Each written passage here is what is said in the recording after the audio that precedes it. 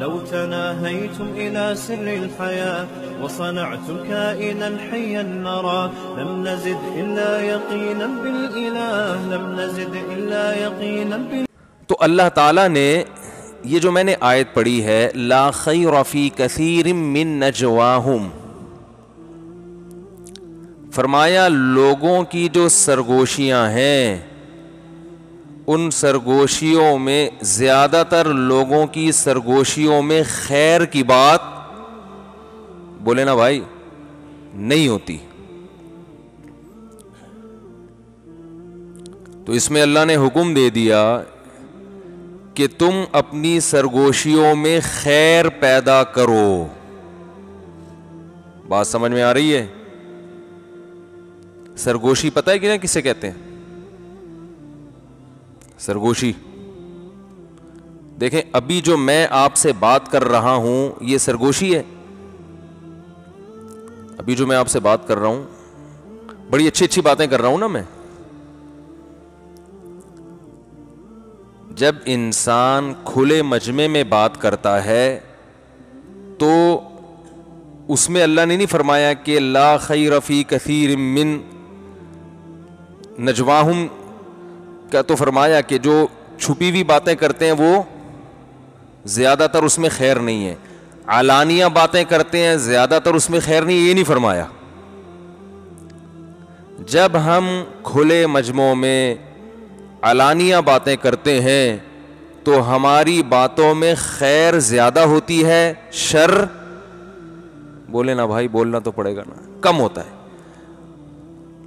حتیٰ کہ فرعون جیسا ظالم جابر بھی جب کھلی گفتگو کیا کرتا تھا تو بہت اچھی اچھی باتیں کرتا تھا. فرعون کا تو نام سنا ہے نا بھائی سب نے، کون فرعون سے واقف نہیں ہے؟ جب اوپنلی باتیں ہوتی تھی نا فرعون کی تو وہ باتیں یہ ہوتی تھیں، وہ یہ کہتا تھا کہ وہ کیا آیت ہے قرآن مجید کی، ما اریکم الا ما ارا وما اہدیکم الا سبیل الرشاد. لوگوں میں تمہیں وہی بتاؤں گا جو مجھے سمجھ میں آ رہا ہے اور میں تمہیں سیدھا راستہ ہی دکھاؤں گا، غلط بات میں نے زندگی میں کبھی کی نہیں ہے. گویا وہ یہ کہنا چاہ رہا ہے کہ غلط بات کہنے کا میں عادی ہوں ہی نہیں. دیکھو کیسی زبردست تقریر ہے نہیں ہے، یہ زبردست بات کر رہا ہے. مسئلہ یہ ہے کہ جب ہم کھلے مجمع میں کھلی باتیں کرتے ہیں تو اس میں تو خیر کا عنصر بہت زیادہ ہوتا ہے. مسئلہ ہمارا خراب ہوتا ہے جب ہم سرگوشیوں میں چپکے سے کنارے پہ لے جا کے آپس میں بات چیت کرتے ہیں تو اس میں خیر کے بجائے شر کا عنصر زیادہ ہوتا ہے. تو اس آیت میں اللہ تعالیٰ نے اہل ایمان کو حکم دیا، جیسے اللہ نے نماز کو فرض کیا، جیسے اللہ نے زکوٰۃ کو فرض کیا، جیسے روزے کو فرض کیا، جیسے حج کو فرض کیا، اسی طرح اللہ نے فرض کیا ہم پر کہ جب تنہائی کی محفل میں اکیلے کسی کے ساتھ جا کے بات چیت کیا کرو تو ایسی باتیں کیا کرو جس سے شر نہ پھیلے بلکہ خیر پھیلے. یہاں تک بات سمجھ میں آ گئی ہے؟ نہیں آ رہی؟ آ گئی ہے یہاں تک بات. یہ جو جمعے کی تقریریں ہیں نا لوگ سنتے ہیں، جیسے کوئی ٹی وی میں آ رہا ہوتا ہے نا، پروگرام دیکھ رہے ہوتے ہیں، ایک فارمیلٹی ہوتی ہے، آ کے بیٹھ گئے اور وہ ایک روٹین بن چکی ہے نا لوگوں کی، تو تھوڑا سا بیدار کرنا پڑتا ہے لوگوں کو، توجہ لوگوں کی ہے بھی کہ نہیں ہے. تو تنہائی میں باتیں کیا کرنی ہے وہ بھی اللہ نے بتا دی.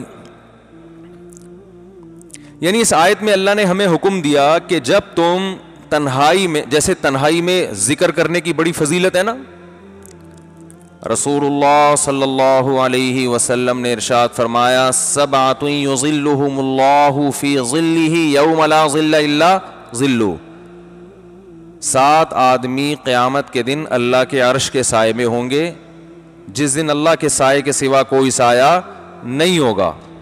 ان 7 آدمیوں میں ایک رجل ذکر اللہ خالیا ففاضت عیناہ، وہ شخص جو تنہائی میں اللہ کا ذکر کرے اور اس کی آنکھوں سے آنسو نکل پڑے. تو اس میں ہمیں تنہائی میں ذکر کی فضیلت اس میں بیان ہو گئی نا کہ تنہائی میں ذکر کیا جائے. تو یاد رکھیں جیسے تنہائی میں ذکر کرنے کی فضیلت ہے، اسی طرح جب آپ کسی سے تنہائی میں ملاقات کرتے ہیں تو اس میں کس قسم کی آپ نے باتیں کرنی ہیں اس کے بارے میں بھی اللہ اس کے رسول نے ہمیں احکامات دیے ہیں. اچھا ٹھیک. تو اس کے بارے میں بھی رسول اللہ صلی اللہ علیہ وسلم نے ہمیں احکامات دیے کہ تنہائی میں کرنا کیا ہے. اور وہ حکم اللہ نے ہمیں جو دیا ہے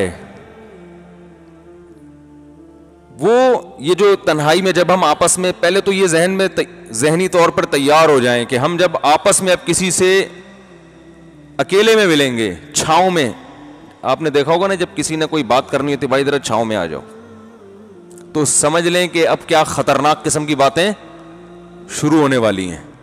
ٹھیک ہے نا، اب غیبت ہوگی، بہتان ہوگا، اس طرح کی باتیں زیادہ ہوتی ہیں. تو اللہ رب العزت نے ہمیں تنہائی میں ایک دوسرے سے جو کان میں سرگوشیاں کرنا ہے اس کے بارے میں جو اللہ نے احکام دیے، جو میں ابھی انشاءاللہ پڑھ کے سناتا ہوں وہ احکام کیا دیے. ان احکام کی بنیاد یہ ہے کہ مسلمانوں میں آپس میں محبت پیدا ہو جائے، مسلمانوں میں آپس میں اجتماعیت پیدا ہو جائے، آپس میں نفرتوں کا ماحول ختم ہو. تو حکم کیا دیا؟ فرمایا لا خیر فی کثیر من نجواہم الا من امر بصدقۃ او معروف او اصلاح بین الناس. فرمایا اگر تنہائی میں ملا کرو تو ایک دوسرے کو کیا لا خیر فی کثیر من الا من امر بصدقۃ، ایک دوسرے کو صدقے کی ترغیب دیا کرو. من امر بصدقۃ او معروف، کسی بھی نیکی کا حکم، او اصلاح بین الناس، یا لوگوں کو آپس میں جوڑنے کا حکم. وَمَن يَفْعَلْ ذَلِكَ ابْتِغَاءَ مَرْضَاتِ اللَّهِ فَسَوْفَ نُؤْتِيهِ أَجْرًا عَظِيمًا. فرمایا جس نے یہ کام اللہ کو راضی کرنے کے لیے کیا، عن قریب ہم اسے بہت بڑا اجر عطا فرمائیں گے. ہوا و حرص والا دل بدل دے، میرا غفلت میں ڈوبا دل بدل دے.